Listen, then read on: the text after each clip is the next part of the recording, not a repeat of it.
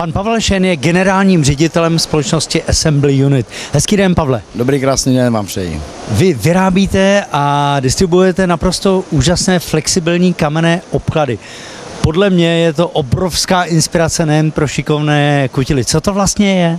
No tak flexibilní kamenné obklady jsou plně ekologický výrobek, který je navíc vyroben z drceného mramoru v nějakých procentech a je do toho přidávána speciální složka jiných kamenů podle toho, jaké by vznikly barvy. Takže je to vlastně přírodní záležitost. Je to takové pružné, měkké a dá se to lepit v podstatě na cokoliv. Ano, dá se to lepit na cokoliv. Původně to bylo vymyšleno na ochranu soklů u rodinných domů, panelových domů, ale my jsme vývojem zjistili, že se to dá nalepit opravdu na cokoliv.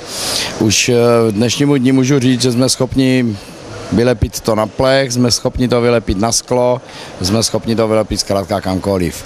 Výhoda tohoto výrobku je, že jakmile ho nalepíte na klasicky flexibilní lepidlo, samozřejmě daným postupem, tak tento obklad vlastně zkamení. To znamená, já to můžu stříhat, tvarovat a v momentě, kdy to nalepím, tak mi to stvrdne a naprosto perfektně mi to chrání. Ano, ano. Je to taková specialita, že vy vlastně, když se dostanete někde do nějakého mrtvého bodu, kde musíte ustřihnout kraj, tak si ho ustřihnete, nalepíte, to stvrdne a vlastně vy máte i tu výhodu, že takhle to je variabilní na všechny možné způsoby. To znamená, že to mohu používat v interiérech i v exteriérech.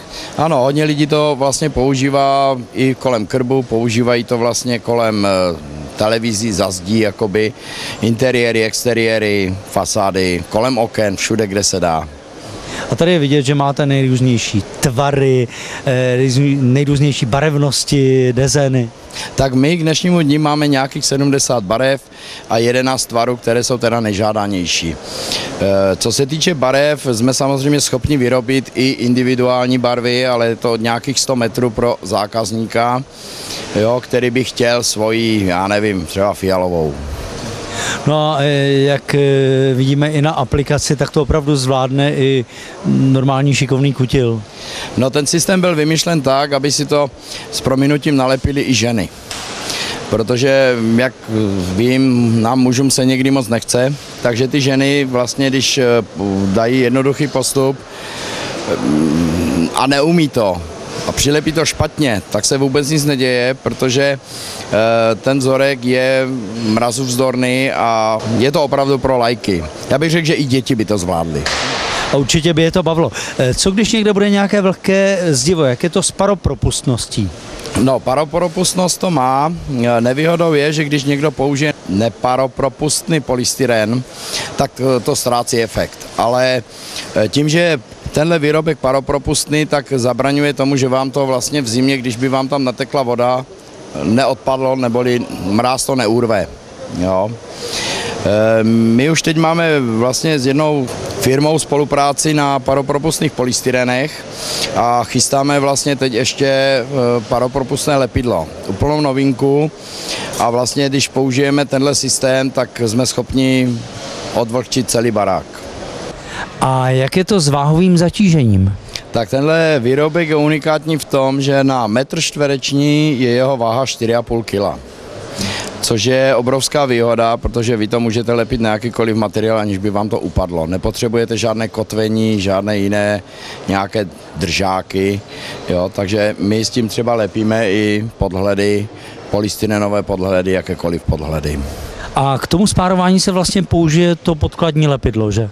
Spárování se provádí tím, že vlastně, když se natáhne samotné lepidlo, tak tohle se do toho lepidla jakoby zatlačí a spárování je, nebo lepidlo je samotná spárovací hmota, veme se štětec, vlastně tenhle výrobek se štětcem jakoby ty mezery se protáhnou, no a vy po vlastně dokončení jenom strhnete tady tenhle ochranný papír, který je proti tomu, aby to zedník nebo ten dotyčný zašpinil. Takže obklad je po vysparování vlastně dokonale čistý. Kde se s vašimi výrobky můžeme setkat a kde o nich získáme bližší informace? Takže bližší informace určitě získáte na webových stránkách www.flexibilniobklady.cz a my máme po republice dneska už síť vlastně obchodníků, kteří tyto výrobky vlastně prodávají co by v zastoupení a máme i spoustu už dneska firem, které se zabývají přímo aplikací a realizací zakázek nebo obložení domu, čehokoliv. Pokud by to ten člověk samozřejmě neuměl. Tak pane generální řediteli, já vám děkuji za rozhovor a přeju, ať se vám daří. Moc krát děkuji a vám taky. Tak vážení diváci, já myslím, že flexibilní kamenné obklady, to je nádherná inspirace pro ty, kteří si rádi hrají a tvoří.